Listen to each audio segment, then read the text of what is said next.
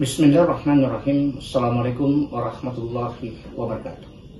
Alhamdulillah, kita akan bersua kembali di podcast Ayat-Ayat Bicara.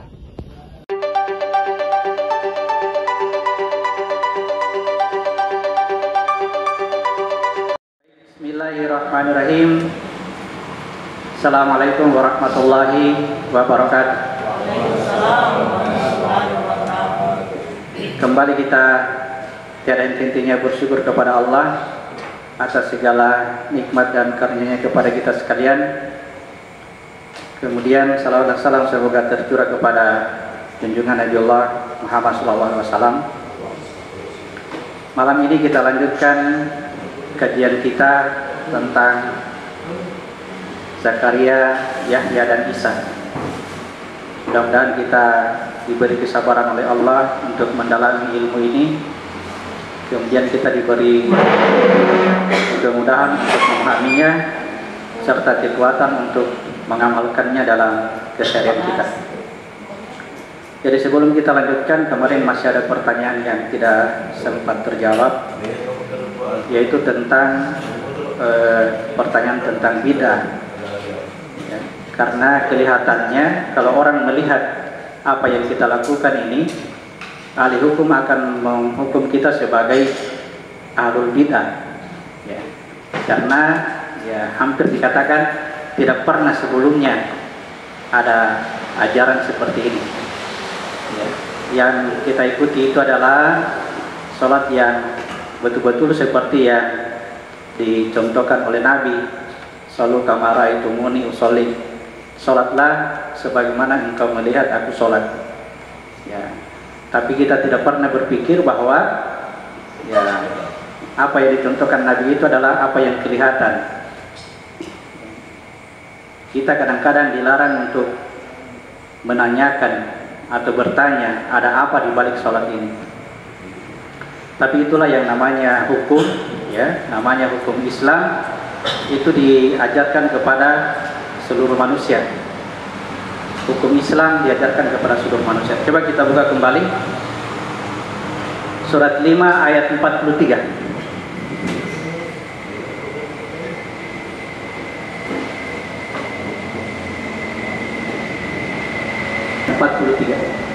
Surat Al-Maidah ayat 43. Dan barang siapa dan bagaimana mereka akan mengangkatmu menjadi hakim mereka, padahal mereka mempunyai Taurat yang di dalamnya ada hukum Allah. Nanti mereka berpaling dari putusanmu setelah itu. Sungguh mereka bukan orang-orang yang beriman. Bagaimana mungkin mereka akan menjadikanmu sebagai hakim? Hakim itu artinya pengambil keputusan, ya. Bagaimana kamu bisa diterima keputusanmu kalau sekiranya padahal pada mereka itu ada Taurat yang berisi hukum-hukum Allah. Jadi Taurat itu berisi hukum-hukum Allah. Ajaran Allah adalah ajaran Islam, ya disebutkan dia hukum Islam atau syariat Islam. Nah, itu Taurat yang selama ini kita pahami. Taurat itu untuk orang-orang yang beragama Yahudi. Itu kekeliruan. Orang Yahudi itu orang tidak suka dengan Taurat. Orang benci dengan ajarannya Musa. Orang tidak suka dengan hukum Islam. Itu orang-orang Yahudi. Mereka itu adalah penyimpangan dari hukum-hukum Islam. Hukum Islam itu diajarkan untuk seluruh manusia. Surat 28 ayat 43.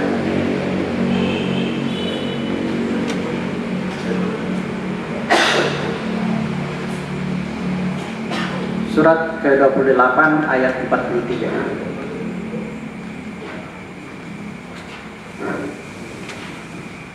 Surah Al-Qasas ayat 43. Dan sungguh telah kami berikan kepada Musa kitab Taurat setelah kami binasakan umat-umat terdahulu, untuk menjadi pelita bagi manusia dan petunjuk serta rahmat agar mereka mendapat pelajaran. Ya. Apa yang sulit di situ.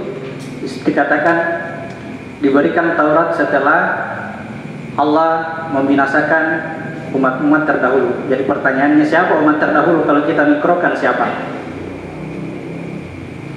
Ketika kita lepas dari kebodohan, kita sudah bisa menggunakan akal. Itu namanya masa kebodohan kita sudah lepas, sudah berlaku bagi kita hukum. Nah, berlakulah hukum Islam pada diri kita. Untuk siapa ini? Untuk seluruh manusia. Tujuannya agar mendapatkan pelajaran. Ya. Jadi tujuannya itu supaya dia mendapat pelajaran. Belum dia mendapat pelajaran, diperlakukan Taurat bagi dirinya, diperlakukan hukum Islam supaya dia bisa belajar. Ya, apa yang dipelajari dari situ?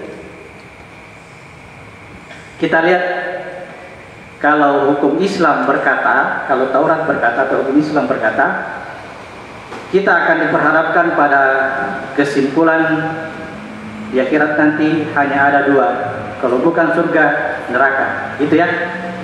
Ini tujuan akhir, surga atau neraka. Ini kita tinjau berdasarkan hukum atau Taurat, hukum Islam. Untuk bisa menjadi penentu surga atau neraka, ya tentu kita semua mengharapkan surga, untuk menjauhi neraka. Untuk bisa mendapatkan ini, hukum berkata, ya, kamu harus dan kamu tidak boleh. Ya, bisa? Bisa? Kamu harus begini, kamu tidak boleh begini. Kenapa? Mau masuk surga atau neraka? Melanggar daripada ini neraka, melaksanakan ini surga. Jadi pertanyaannya tadi, agar mereka mendapat pelajaran. Pelajaran apa yang didapat setelah kita melakukan ini? Ya, kita baca surat 7 ayat 145.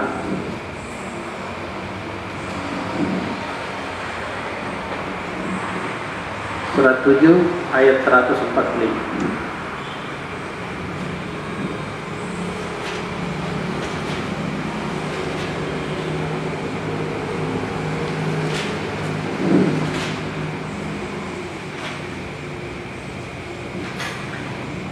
Surah Al-A'raf ayat 145.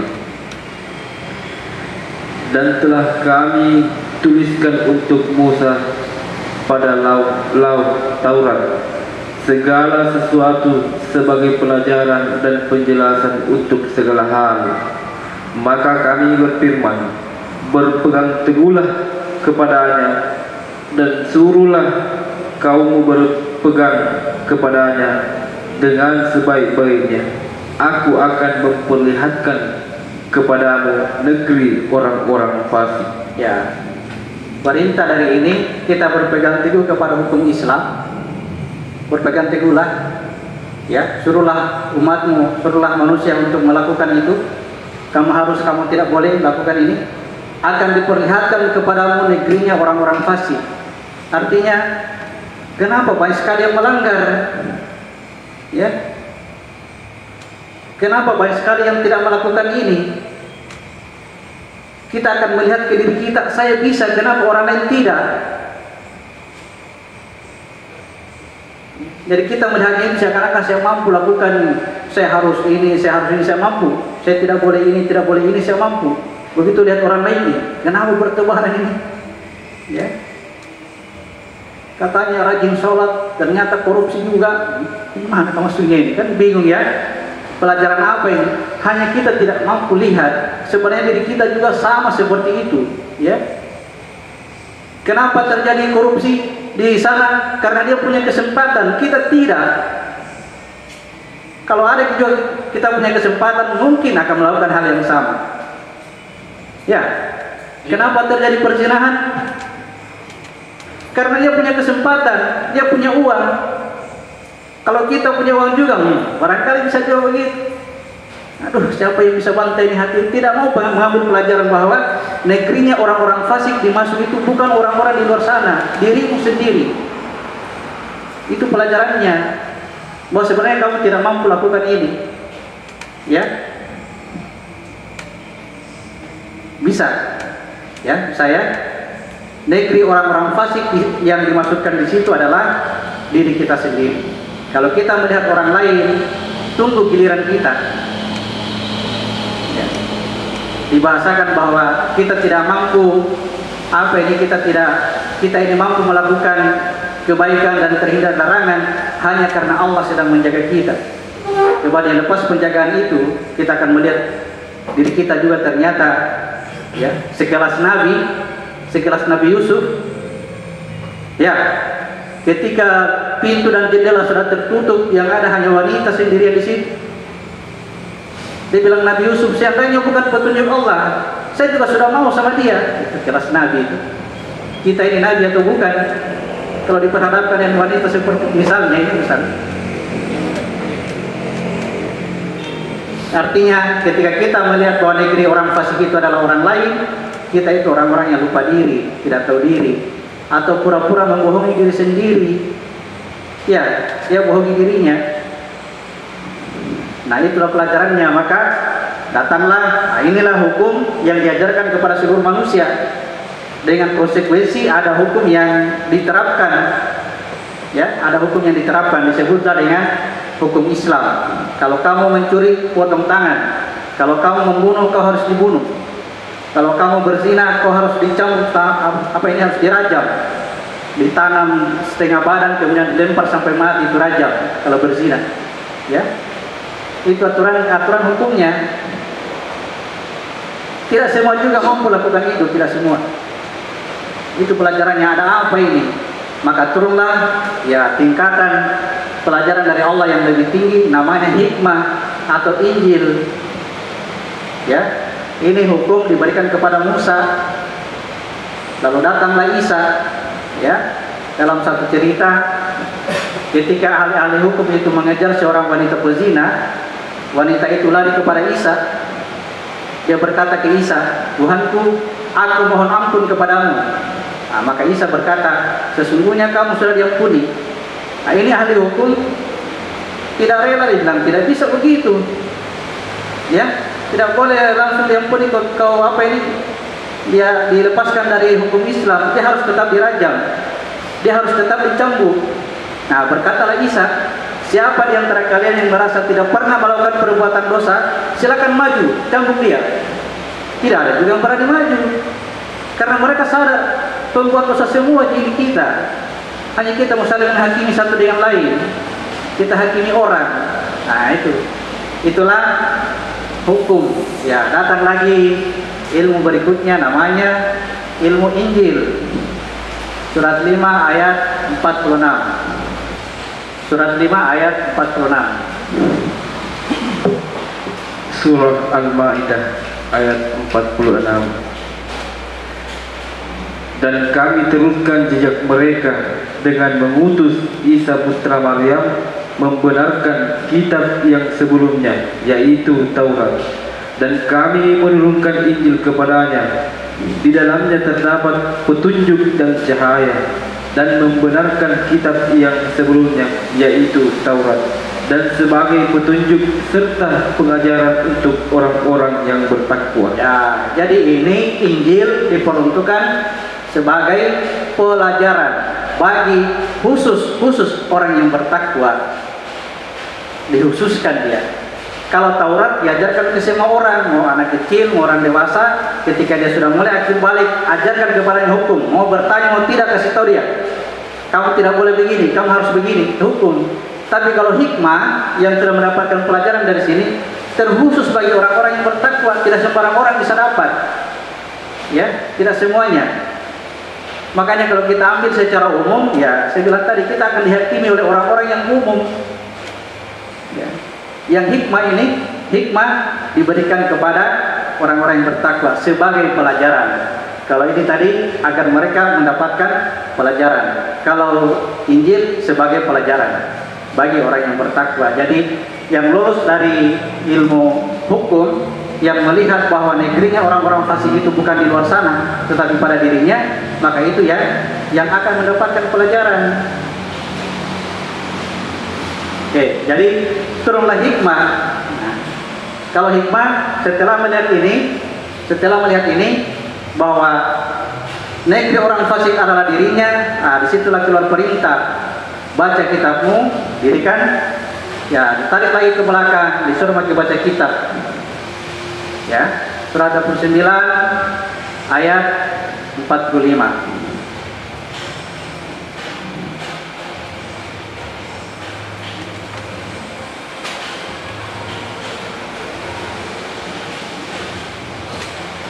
Surah Al-Ankabut ayat 45.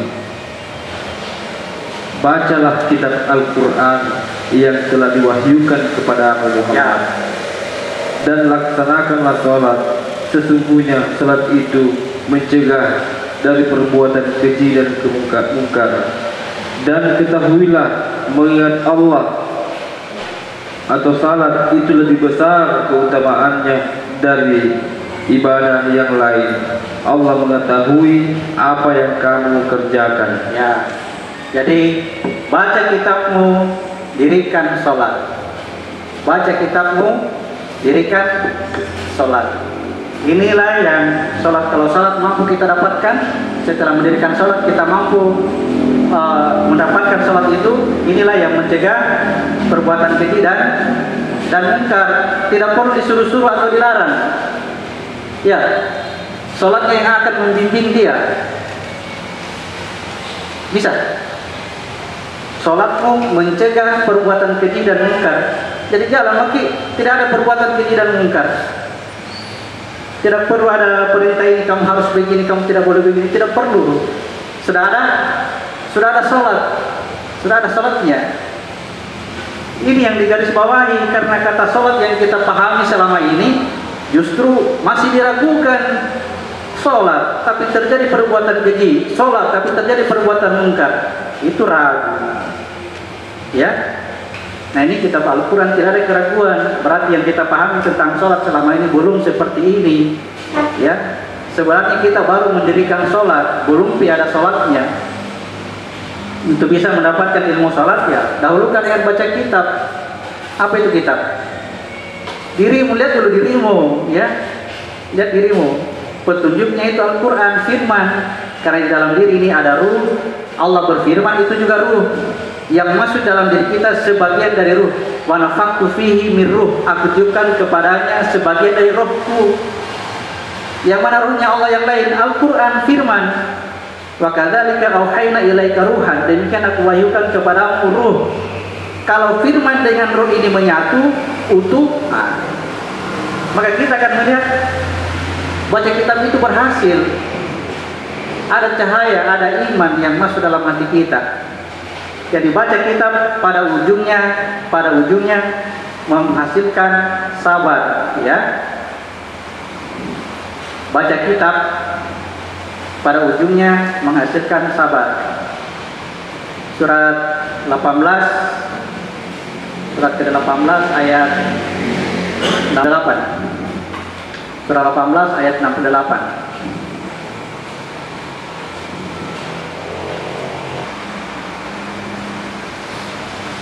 Surah Al-Kahfi ayat 68. Dan bagaimana engkau akan dapat bersabar atas sesuatu sedang engkau belum mempunyai pengetahuan yang cukup tentang hal itu. Ya, bagaimana kamu bisa sabar sedangkan kamu tidak berpengetahuan?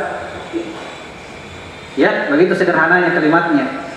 Bagaimana kau bisa sabar kalau tidak ada pengetahuanmu? Coba ada pengetahuanmu, tidak perlu disuruh sabar, pasti sabar ki. Ya, bisa. Sabar ki. Tidak usah mikir suruh, kasih tahu kenapa dia harus sabar. Alladzina idza asabatum musibah qalu inna lillahi wa inna ilaihi rajiun. Apabila ditimpa kepadanya musibah, dia mengatakan semua datangnya dari Allah dan akan kembali kepada Allah. Itu sabar. Kenapa dia tahu ini semua datangnya dari Allah? Makanya ketika datang bilang memang inna lillahi wa inna ilaihi rajiun. Jangan nanti pergi baru dibilang. Jadi musibah itu bukan hanya perginya, waktu datangnya musibah juga. Waktu dia berada di situ musibah. Hilang musibah, datang musibah. Apa itu musibah? Sudah dibahas kemarin ini. Ya, jangan hanya orang meninggal dibilang innalillah, anak yang lahir juga innalillah. Ya, jarang, tidak pernah ya. Perlu kita, ini bukan ngomong, bukan ucapan begitu orang lahir innalillahi, didengar sama orang lama apa ini. Bukan diomong, dipahami. Pahami ini datang dari Allah ini. Dapat hadiah datang dari Allah ini. Sebentar diambil ini datang dari Allah, nama saya kembali ke Allah. Pahami itu, bukan diucap-ucap. Kalau ini tugasnya ucap-ucap. Ucapkan la ilaha illallah, ucapkan Muhammad itu utusan, ucapkan, tapi dia tidak paham. Kenapa? Belum mendapat pelajaran. Ya, kalau dapat pelajaran itu bukan ngomong. La ilaha illallah itu bukan ucapan. Ya, Muhammad utusan Allah itu bukan ucapan. Pahami, yakini supaya dia kuasai hati kita, dia kuasai kalbu kita, sehingga ketika terjadi perbuatan, itu yang bekerja. Jadi akhlak itu lahir dengan sendirinya, bukan kamu harus begini, kamu tidak boleh begini. Wah, sampai kapan? Bisa. Baca kitab, dirikan sholat. Jadi baca kitab untuk mendapatkan sabar, dirikan sholat untuk mendapatkan sholat. Jadi itu bedanya. Bisa dibedakan ya. Mendirikan sholat untuk mendapatkan sholat. Artinya bisa kita mendirikan sholat tapi tidak ada sholatnya, bisa. Buktinya masih terjadi kemungkaran, itu berarti belum ada sholatnya. Yang diperiksa di akhirat nanti itu bukan mendirikan sholat, yang diperiksa itu sholatnya. Biar kita mendirikan sholat, kalau belum ada sholat ya sudah gagal. Bisa dipahami? Jadi baca kitabmu, dari sinilah ilmunya sholat. Perhatikan hadis bid'ah yang sering dibacakan oleh Nabi pada saat khutbah Jumat. Biasa Nabi katakan amma ba'du, ya, wa khairul hadis kitab Allah. Sebaik-baik perkataan itu adalah kitab Allah atau Al-Qur'an, ya. Kitab Allah, Al-Qur'an.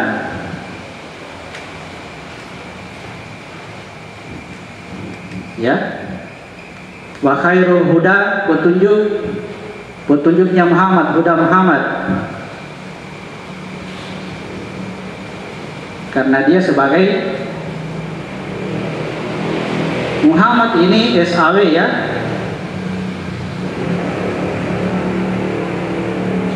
Bisa dibedakan.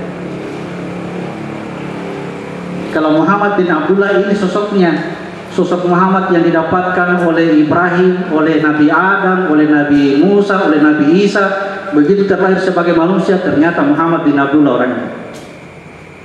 Jadi Muhammad bin Abdullah sendiri berdoa untuk ini. Dia juga bersyahadat untuk ini. Bisa? Karena ini rahasianya Tuhan. Surah 4 ayat 1, tidak usah lagi digambar, dari diri yang satu keluar aku, itu rahasianya. Itu yang menjadikan dalam dirinya ini selalu mau berbuat baik, karena ada dia, ada ini di dalam. Ada rahasianya Tuhan yang dititipkan kepadanya nama-nama baik.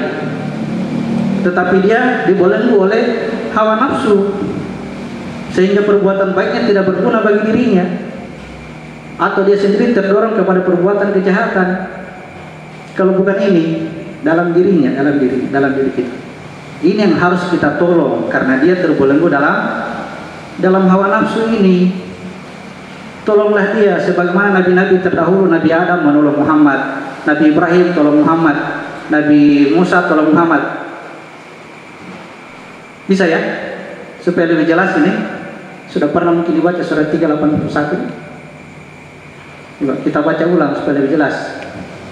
Inilah yang datang pada saat nabi-nabi diturunkan, lalu mereka hanya beriman kepada Muhammad dan menolong Muhammad ini. Demikian pula kita, tapi kenali dulu Muhammad itu sebelum kita salah tolong, ya.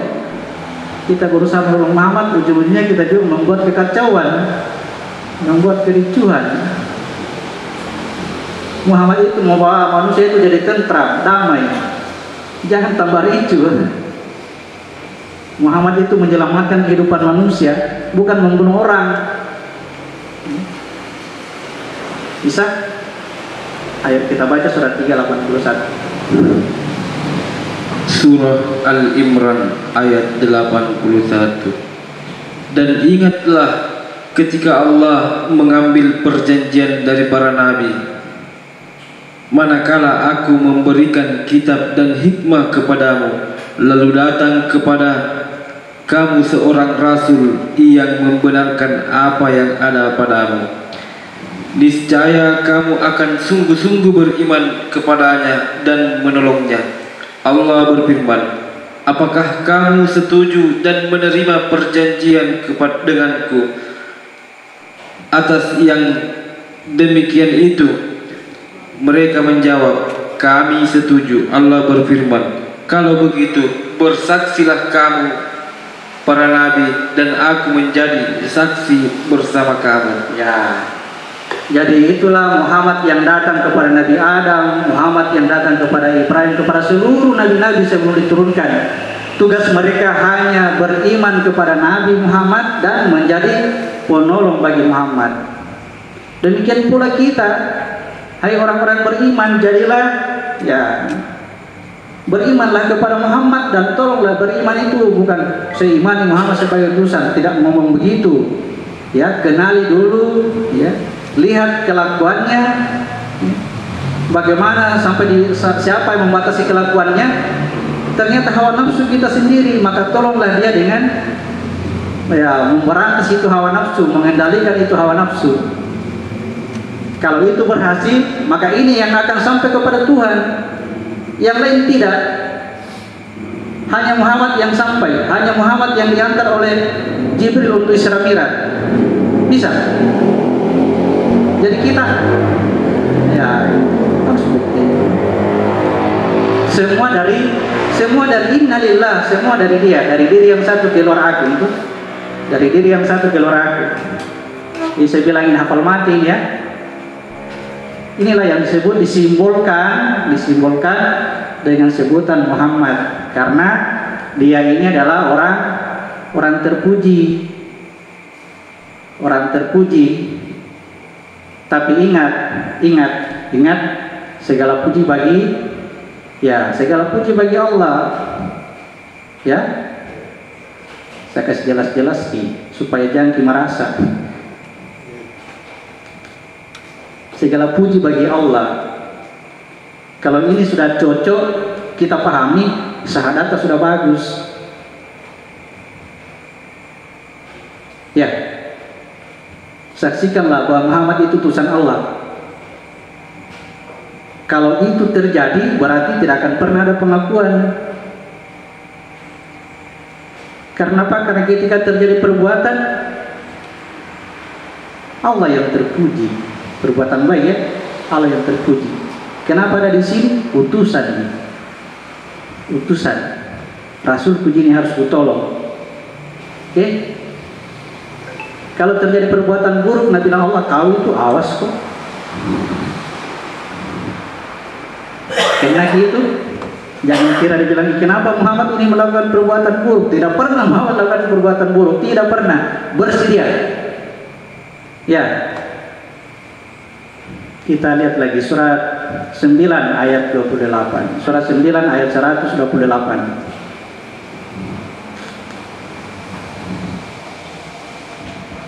Supaya perbaiki dulu syahadatnya. Jadi ketika praktik sholatnya tidak ragu-ragu, jangan dihantui dengan kata-kata bidah, ya. Jangan dihantui dengan kata-kata itu karena ya sumbernya jelas. Kita sebentar. Kita lihat dulu surat 9 ayat 128. Surah At-Taubah ayat 128. Sungguh telah datang kepadamu seorang rasul dari kaummu, dari kaummu sendiri. Dari dirimu ya, laqad ja'akum rasul min anfusikum. Di situ diterjemahkan kaummu, itu yang bisa jadi tanda tanya, sudah ada penafsiran. Anfus itu diri. Laqad ja'akum rasul min anfusikum. Telah datang rasul dari anfusmu, dari dirimu. Ini gara-gara ini ya. Dulu kalau waktu pertama kali kita disuruh baca terjemahan, kita baca saja, baca dari dirimu. Suatu ketika dikasih petunjuk sama Tuhan, pasti bertanya, kenapa ini dari kaum ini? Langsung bertanya, periksa bahasa Arabnya, anfus ini bukan kaum ini, anfus diriku gini. Begitulah prosesnya. Sebelumnya baca-baca saja terjemahan, tidak tahu, akhirnya dibuka petunjuk sama Tuhan, sudah dikasih tahu kan betapa terjemahan itu tidak cocok dengan bahasa aslinya. Lanjut, ulangi. Sungguh telah datang kepadamu seorang rasul dari dirimu sendiri, Dari kaummu ya, disebut ya, paham ya? Saya gitu yang bilang dari dirimu, supaya kita mengerti di situ bahasa Arabnya anfus ya. berat terasa olehnya penderitaan yang kami alami. Lihat sifatnya itu berat dia, berat olehnya. Kelakuan betul-betul manusia ini masuk ke dalam hawa nafsu, itu berat. Penderitaan dia sangatnya. Ini yang rasakan ini dalam diri kita. Mau sekali gini, mau sekali bekerja, kamu harus ini, kamu tidak boleh ini. Mau sekali bekerja, tapi kenapa selalu tidak bisa? Ada saatnya saya tidak bisa. Saya itu bisa kerja, kenapa saya bisa kerja? Karena banyak orang lihat kan. Tapi kalau tidak ada orang, kenapa saya tidak bisa bekerja? Kenapa jadi malas? Karena waktu saya kerja ada ria, mau dipuji, pekerjaannya setan. Ya, saya ini baju koko, ini rajin ibadah. Iya, karena banyak sekali yang dilihat ki. Ya, rajin kerja, banyak lihat. Coba begitu orang pergi, malas aku kerja, malas kerja. Iya toh ya. Tidak bisa kita bohongi diri kita. Begitulah fitrah penciptaan kita. Makanya diajarkan ilmu ini, diajarkan Taurat, kamu harus begini, kamu tidak boleh begini. Oh, tidak sanggup kan? Itu namanya melihat negerinya orang fasik. Jangan selalu hakimi orang. Pencuri, pezina, begitu terus tangannya. Sekalinya dirinya lebih parah daripada itu sana. Kalau di sana itu masuk neraka, apa urusannya dengan saya? Kalau dia masuk neraka karena berzina, apa urusannya? Masalah kalau ini yang masuk neraka. Ya, oke. Berat penderitaannya terhadap diri dia, mau sekali menginginkan kebaikan pada dirimu. Ya. Baik, saya teruskan ini. Yang ketiga adalah wasarul muhdasatuha, wasairul umuru muhdasatuha. Sebaik-baik urusan itu adalah muhdasatuha, perkataan yang diada-adakan, urusan yang diada-adakan. Muhdasatuha,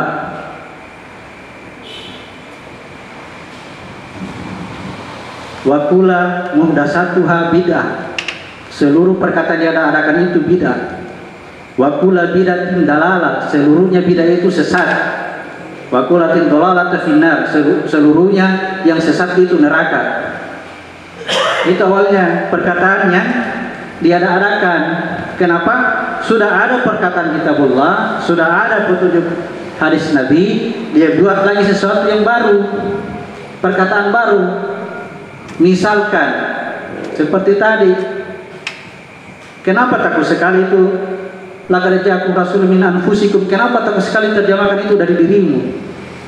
Kenapa takut sekali? Dia bilang bertentangan dengan ayat lain. Ayat mana yang bertentangan? Tapi karena mau diganti lagi terjemahan. Bunuhlah orang kafir di mana saja kamu jumpai, itu benar. Jangan diganti kalimat ini. Orang kafir itu dihalalkan darahnya. Maksudmu apa? Ya, orang kafir dihalalkan darahnya, lain lagi maksudnya itu. Tapi kalau bunuh orang kafir di mana saja kamu jumpai, itu kebenaran dari Allah. Prakteknya tidak seperti yang kita bayangkan. Tidak mungkin Allah menyuruh membunuh. Ya. Sesungguhnya Bani Israel itu lebih diutamakan oleh Allah dibandingkan umat yang lain. Itu kebenarannya. masuk lagi hawa nafsu di situ dalam kurung pada masa itu. Nah, itu pernah ya kita baca itu ya. Ada kita baca lagi surat 2 ayat 48.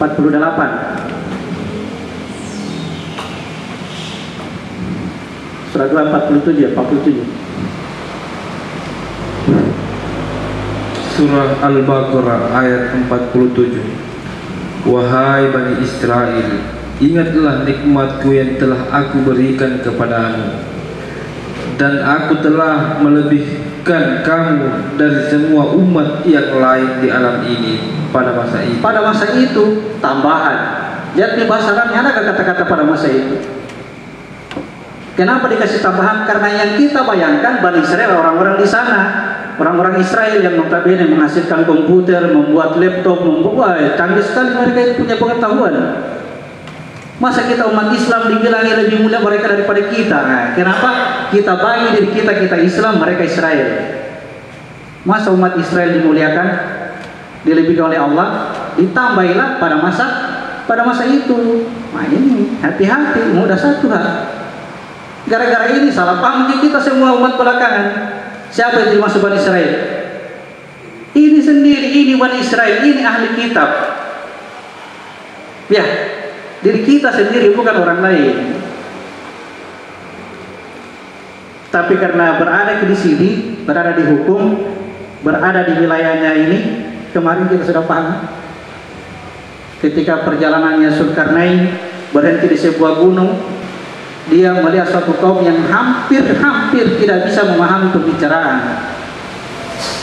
Emosinya dia bawa. Kelompokku nih, kita ini kelompok Islam. Ya, kalau begitu bahasanya pasti di sini egonya. Tidak mau menerima bahwa seluruh manusia itu Islam, tidak mau terima. Kita ini yang sudah mengucapkan syahadat, ucap, ngomong. Ya. Kalau kita tahu hikmah, sebenarnya dia sendiri belum bersyahadat. Namanya bersyahadat itu berarti sudah menyatu dirinya dengan seluruh manusia. Sudah mu'alaf, disatukan hatinya. Berat, ya. Berat terima tahu. Inilah kebenaran yang susah. Oke, telah mudah satu hal. Jadi, ya, kalau kita mengikuti kebanyakan orang ini kan diajarkan kepada seluruh manusia. Ya, ini yang diajarkan kepada seluruh manusia. Kalau kita ikuti kebanyakan manusia di muka bumi, ya itulah menyesatkan dari jalan Allah. Surat 6 ayat 116.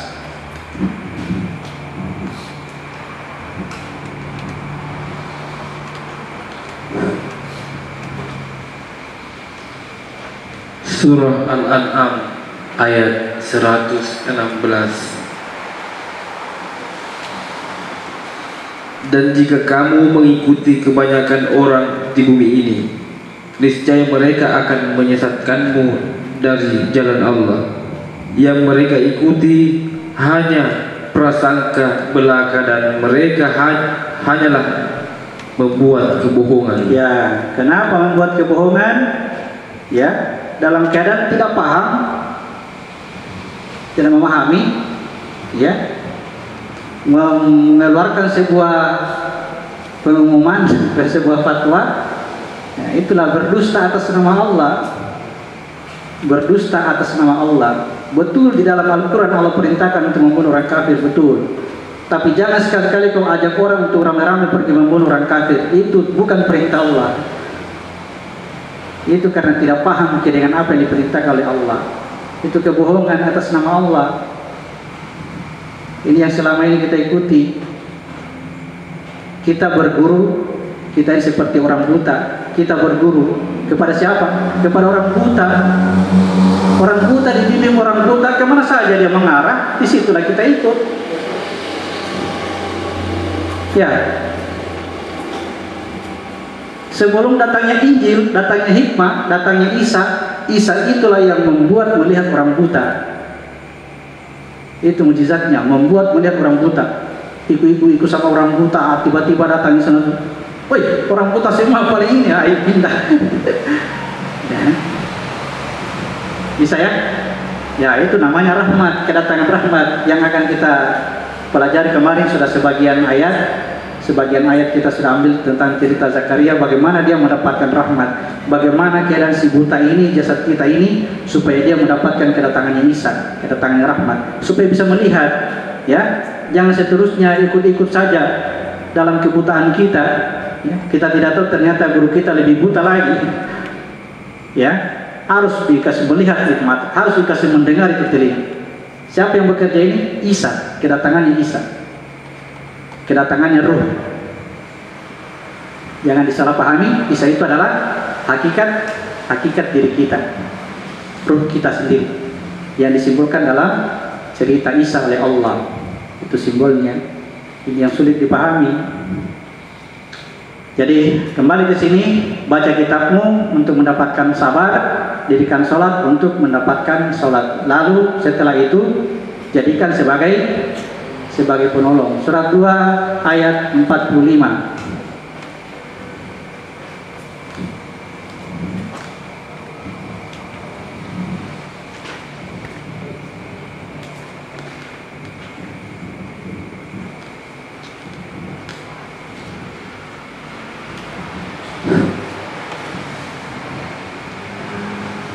Surah Al-Baqarah ayat 45.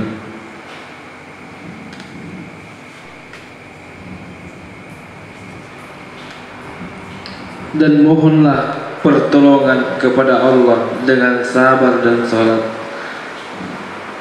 Dan salat itu sungguh berat kecuali orang-orang yang khusyuk. Ya. Wasta'inu bis-sabri was-shalah. Jadikanlah sabar dan sholat sebagai alat bagi kita untuk meminta pertolongan kepada Allah. Pertolongan itu datang dari Allah. Tetapi kata Allah, jadikan sabar dan sholat sebagai penolongmu. Sabar dapat dari baca kitab, sholat dari dirikan sholat. Ini akan jadi penolongmu. Yang berat itu bukan hanya sholatnya, yang berat itu menjadikan sabar dengan sholat sebagai penolong. Itu yang berat. Wa innaha, hadis itu satu, ya dikatakan hanya sholat saja yang khusyuk. Tidak. Orang khusyuk itu orang yang yakin, ya 46. Orang khusyuk adalah 46. Yaitu mereka yang yakin bahwa mereka akan menemui Tuhannya dan bahwa mereka akan kembali kepadanya. Ya, mereka yakin bahwa dia akan bertemu dengan Tuhannya atau jumpa Tuhan. Itu khusyuk. Menjadikan sabar dan sholat sebagai penolong itu sangat berat. Kenapa? Karena kata Allah, jadikan Allah itu sebagai penolong. Tidak ada kita minta pertolongan kecuali kepada Allah. Betul, tapi Allah katakan jadikan sabar dan sholat sebagai penolong. Itu sangat berat. Maksudnya berat untuk menjadikan sabar dan salat itu sebagai penolong kita, kecuali khusyuk. Khusyuk apa? Dia yakin jumpa dengan Tuhan dan dia yakin akan kembali kepada Tuhan. Jadi titik imannya dulu, keyakinan itu bahwa saya jumpa dengan Tuhan.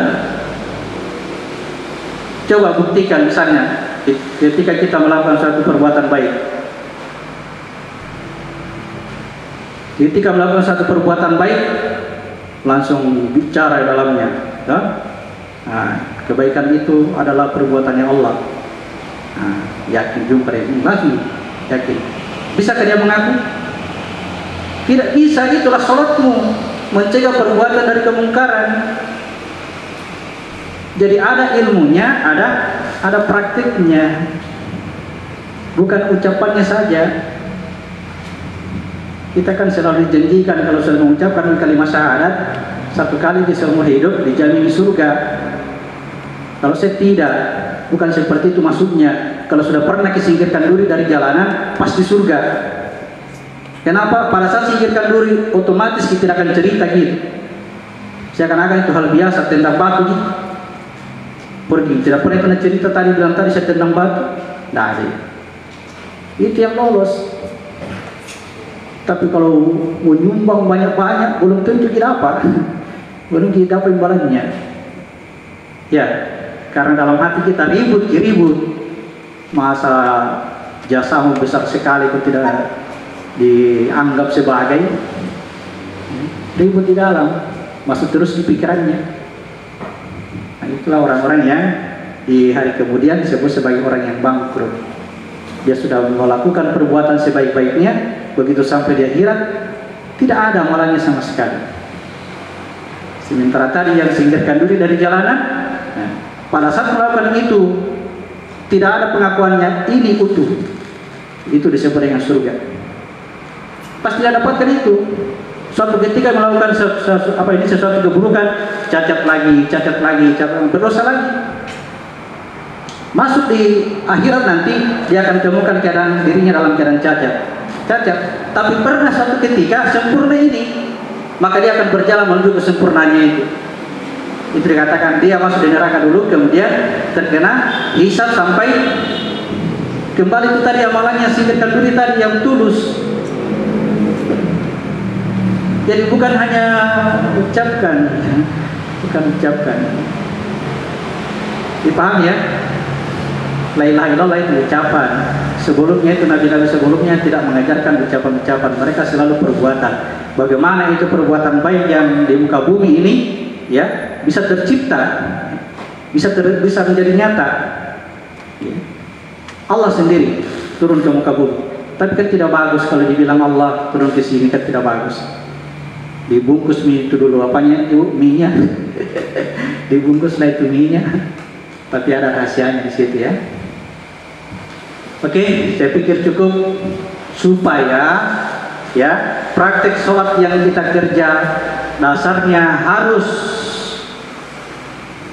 ya, praktek sholat yang kita kerja ini dasarnya harus kitabullah, baca sendiri. Siapa yang mengajarimu? Ini yang mengajarimu. Ya, saya sesama di kita hanya saling makanya kalau ada penolakan dalam diri kita, tolak dengan dasar yang jelas. Ada ayat yang lebih bagus ya, dan yang pakai ide, tidak ada masalah karena kita baca kitabullah yang saat itu diajari oleh ini. Kita diajari tidak langsung mendapatkan petunjuk yang benar, tidak. Kenapa? Karena perjalanannya ini untuk bisa mendapatkan kebenaran dalam diri kita harus melalui dimensi-dimensi hawa nafsu. Tembus dulu itu hawa nafsu, tembus lagi ilmu jiwa, baru bisa sampai di ruh. Itu guru yang asli. Jadi tidak langsung, tapi dengan cara kita ini mendekati Al-Quran itu akan dikikis pelan-pelan sambil baca kitab, sambil dirikan sholat, supaya ilmu tadi masuk ke dalam kalbumu, masuk ke dalam hatimu. Selalu saya tunjuk sini hatimu ya, supaya paham ke. Oke, sudah bisa dihapus. Kita lanjutkan cerita Zakaria dan Ishak. Silakan difoto sebelum dihapus. Kita break sejenak. Alhamdulillahirrabbilalamin. Semoga saja apa yang kita saksikan tadi dapat memberikan dampak positif terhadap kita pribadi dan keluarga serta lingkungan. Demikian, terima kasih saya ucapkan. Assalamualaikum warahmatullahi wabarakatuh.